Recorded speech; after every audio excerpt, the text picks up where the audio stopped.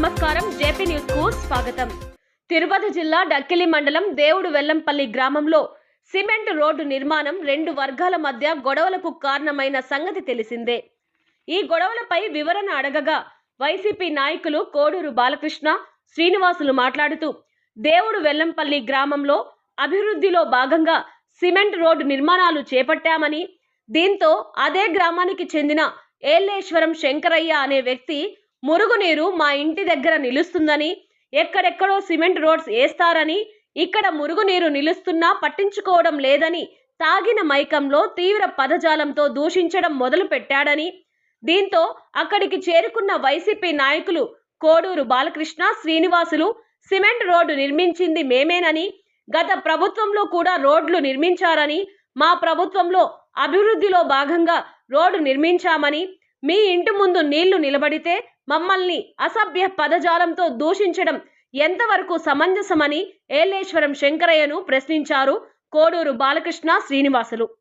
దీంతో ఇరువురి మధ్య వాగ్వాదం పెరిగి ఇరువురు రాళ్లు రువ్వుకున్నారు.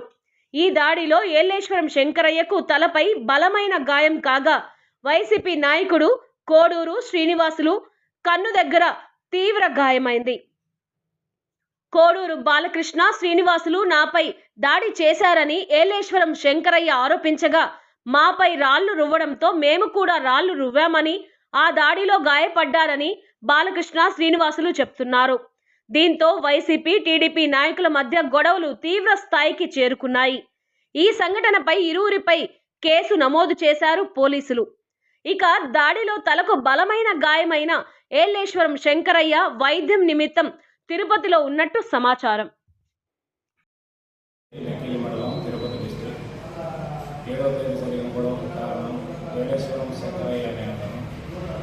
గవర్నమెంట్ ఇచ్చిన సీసీ రోడ్డు ఎస్టీ కాలనీలో అక్కడ వేస్తున్నాగా వాళ్ళ ఇంటి ముందర డ్రైనేజీ కాలంలో వాటర్ నిలబడినాయని ఫుల్గా మద్యం చేయించి అక్కడ వచ్చి ముందుగా సర్పంచ్ని ఘోషించడం జరిగింది. తర్వాత బాలకృష్ణ నాయకుడు వైఎస్ఆర్సీపీ లీడర్ని, దానికి నాయకుడు ఈ నా ఊరిలో ఎస్టీ కాలనీలో ఆడేలా సీసీ రోడ్డు వేసుకున్నాడు, మా ఇంట్లో చాలా వస్తున్నది ఇదే కానీ అదంటే ఎట్లా అక్కడ నోటికి ఎట్లా వస్తే ఎట్లా మాట్లాడటం జరిగింది. కానీ మేము ఒక 10 నిమిషాలు వెయిట్ చేసినాము, కానీ ఆయన ఏమాత్రం ఆగలేదు. తర్వాత మేము పోయి పద్ధతిగా పద్ధతిగా మాట్లాడితే బాగుంటుంది. గతంలో మాకు 8 సంవత్సరాల నుంచి వాళ్ళకి మాకు మాట్లాడలేదు. 2016లో 2 కేసులు పెట్టినారు మా మీద. అప్పటి నుంచి మేము వాళ్ళు మాట్లాడుతున్నారు లేదు, మీకు మాకు మాటలు లేవు, మా పని మాది, మీ పని మీది ఆయన చెప్పడంతో ఏమైనా నా కొరకాన్ని మాట్లాడేది అది ఇదని మాట్లాడినాడు. తర్వాత ఆయన నేను కొంచెం చూసుకోవడం జరిగింది. తర్వాత మళ్ళీ ఏంటంటే వాళ్ళ సైడ్ నుంచి దాదాపు ఒక 20 మంది మా మీద నాన్నగారు ఇచ్చినాడు. వాళ్ళ సైడ్ నుంచి వేలేశ్వరం రామచంద్రయ్య ఆయన ఆయన పసుపుకి వచ్చి మా ఇద్దరిని కొంచెం ఎడం చేయడం జరిగింది. మేమంతా చదువుకున్నాము. తర్వాత సర్దుమణిగిన మా ప్రయత్నంలో మళ్ళీ ఆ సైడ్ నుంచి దాదాపు 15 మంది నుంచి 20 మంది 25 మంది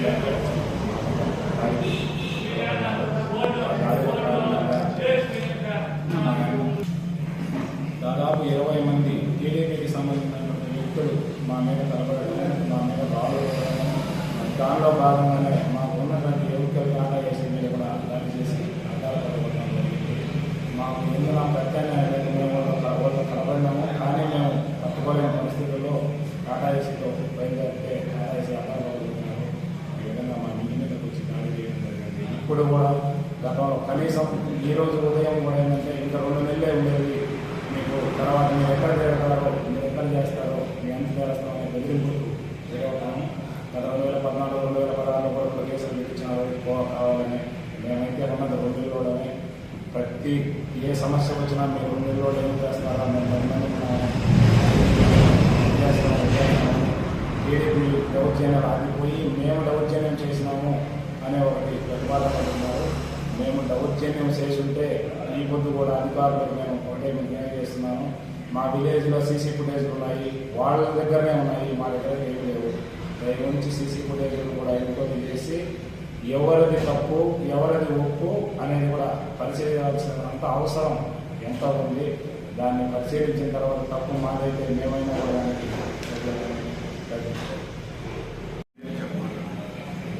మన దగ్గర మండలం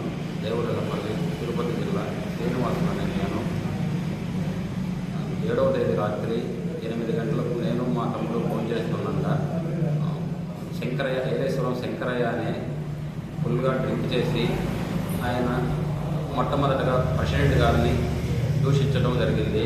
అయినా మనకెందుకులే అనే ఆలోచనతో గమ్మునున్నాము.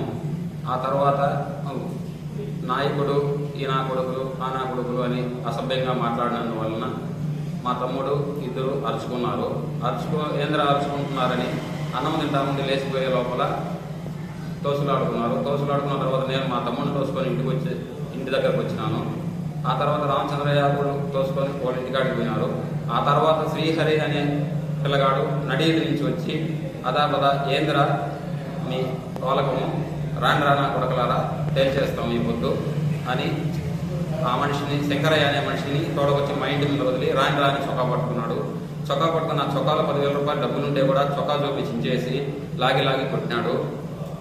ఆ తరుణంలో మేము ప్రత్యామ్నాయం రాళ్ళు విసిరితే ఒకటి భుజాన ఒకటి కన్ను మీద తగలగానే కన్ను మీద తగిలి బ్లడ్ కారిపోతూ ఉంటే నేను ప్రత్యామ్నాయం లేక 20 మంది గుంపులుగా వచ్చి వేముల ప్రసాద్, వేలేశ్వరం మనోహరు, వేముల మురళి, వేముల విద్యార్థి వీళ్ళందరూ ఇంటి మీదకి వచ్చి గుంపులుగా వస్తూ ఉంటే ప్రత్యామ్నాయం లేక ఒక కర్ర ఎత్తుకోవడం జరిగింది.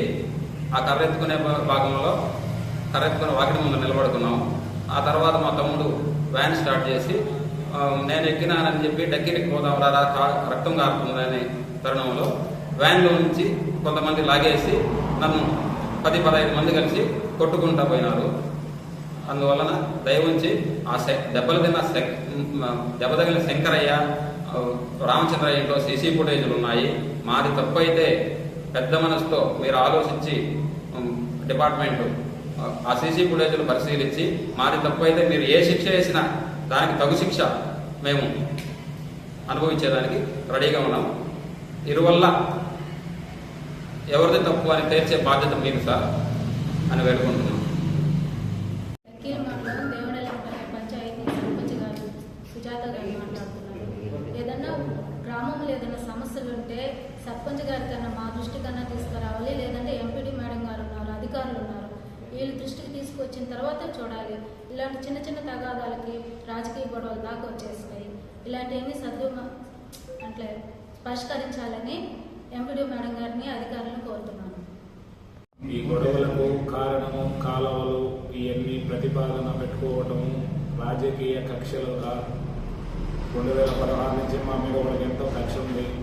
పూర్వంలో జెడ్పీటీసీగా పోటీ చేసిన రోజు నుంచి అతనికి మా మీద ఎంతో కక్ష సాధింపుతో ఏలేశ్వరం రామచంద్రయ్య జెడ్పీటీసీగా పోటీ చేసినప్పటి నుంచి మా మీద కక్ష కట్టి ఈ విధంగా ఇది కూడా దాంట్లో భాగంగానే అతనికి ముందు ఓపించి వీళ్ళు బయట వస్తారు వీళ్ళు ఏదో ఒకటి తిరిగితే అనే ఉద్దేశంతో మమ్మల్ని బయటకు రప్పించి ఈ 20 మంది కూడా మా మీద దాడికి పాల్పడడం జరిగింది. కానీ ఇప్పుడు కూడా ఏమంటున్నారంటే మీరు ఇంక 2 నెలలేను ఉండేది, తర్వాత మీరు ఎక్కడ ఉంటారు, మీరు ఎక్కడ తిరగతారో చూస్తాము అనే ఒక ప్రతిపాదనతో ఇప్పుడు పొద్దున్న లేచి కూడా మాకు దగ్గరైనటువంటి ఒక ఆయన్ని మా పొలంలోకి వెళ్తా ఉంటే ఇంక 2 నెలలు నువ్వు ఎక్కడ ఉంటావు, ఊర్లోనే ఉండబోతున్నాను ఆయన కూడా సభాయించడం జరిగిందంట. కానీ ఎంతవరకు సమన్వయమో అసలు అధికారం ఎవరిదో, ఎవరు వస్తారో ఎవరు రారో కూడా తెలియదు. ఇప్పుడే బెదిరింపులు ఇదైనాయి. కానీ మేము కూడా భయాందోళన చెందుతున్నాము. దీన్ని అధికారులు క్షుణ్ణంగా పరిశీలించవలసిందిగా కోరుతున్నాం.